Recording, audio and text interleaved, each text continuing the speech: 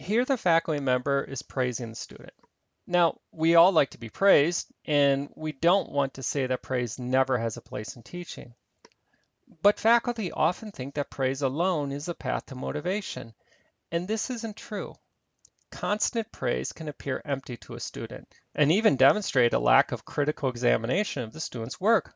Eventually, it just recedes into the background and the student reads past it. So make sure to embed any praise within the context of specific examples of what they're doing well and how they are making progress towards their goal so that they know that you are reading their work and can get a sense of what they're doing well and what they need to work on. In other words, be specific about what they're doing well and what you're praising them on. And this will go much further than the simple praise itself in creating the motivation for them to continue. The second issue we're going to look at is rapport, because rapport has also been identified as a critical element to establishing a good relationship with a student. Rapport means that both parties feel comfortable expressing their thoughts. And so good rapport will allow students to approach a faculty member when they feel themselves sinking. There's been some research on how faculty can establish rapport with students, and this research has yielded 5 suggestions. 1. Respect. Teachers and students must show respect for one another, for the learning process, and for the institution where it is occurring.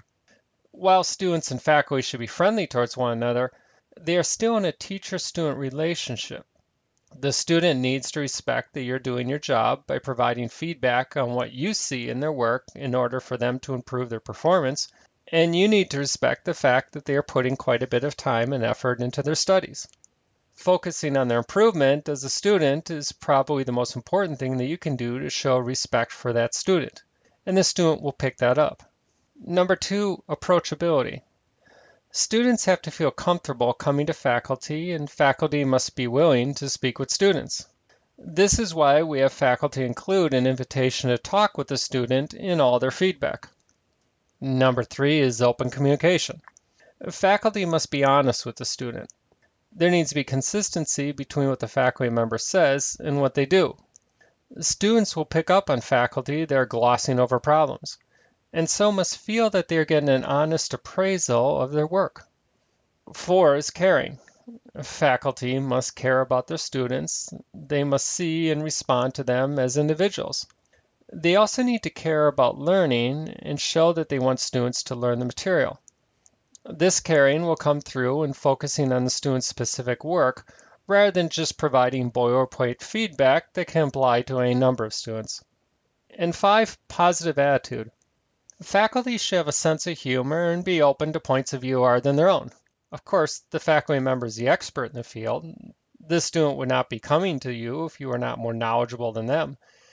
But it can be a powerful motivator for a student to see that they have presented information that makes their instructors think, that they have contributed to the learning of the instructor, just as the instructor contributes to their learning. Thus, demonstrating that you can learn from your students too contributes to students' positive attitudes towards you and thus their motivation. Now let's do an activity related to rapport with a student. Take a moment to look at the sample feedback from instructor and jot down your thoughts on its purpose and likely effect in your workbook. Pause the presentation here and continue after you've put in your thoughts down.